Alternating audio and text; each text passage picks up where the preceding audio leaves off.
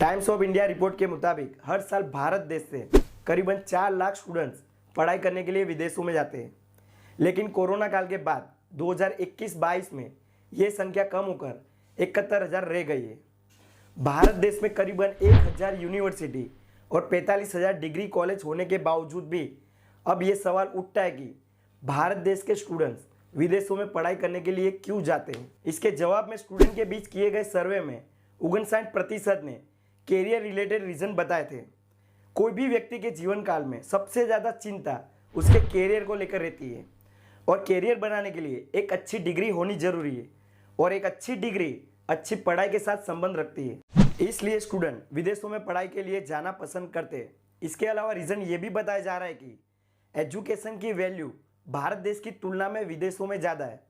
ज़्यादातर बड़ी कंपनियों के नेटवर्क, इनकी यूनिवर्सिटी, इनकी कॉलेज के साथ टाइप होने की वजह से स्टूडेंट को पढ़ाई के बाद जॉब मिलने के चांस ज़्यादा रह जाते हैं। दूसरा सबसे बड़ा रीज़न इनकम से रिलेटेड बताया, जो कि भारत देश की तुलना में विदेशों में ज़्यादा है।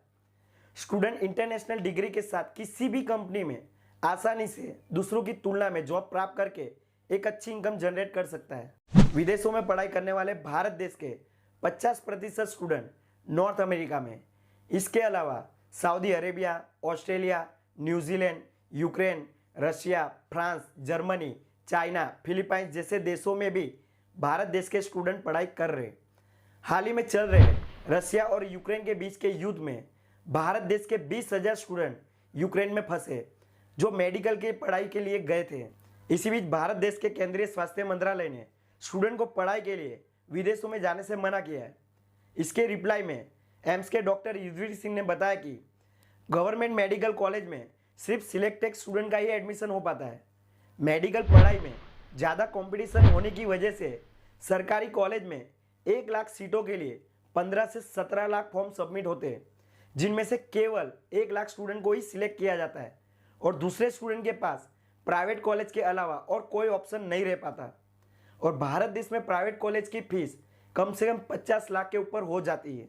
अब जिन स्टूडेंट की फाइनेंशियल कंडीशन अच्छी नहीं होती, उन्हें यूक्रेन जैसे देशों का सहारा लेना पड़ता है, जहाँ की मेडिकल पढ़ाई भारत देश की तुलना में सस्ती और अच्छी है।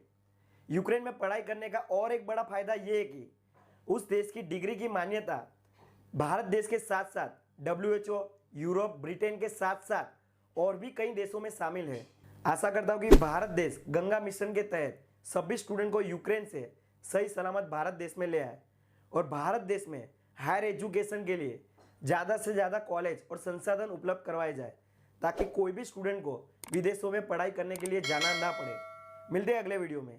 ऐसे एजुकेशनल वीडियो देखने के लिए हमारी इस यूट्यूब चैनल को सब्सक्राइब और लाइक जरूर करें। धन्यवाद।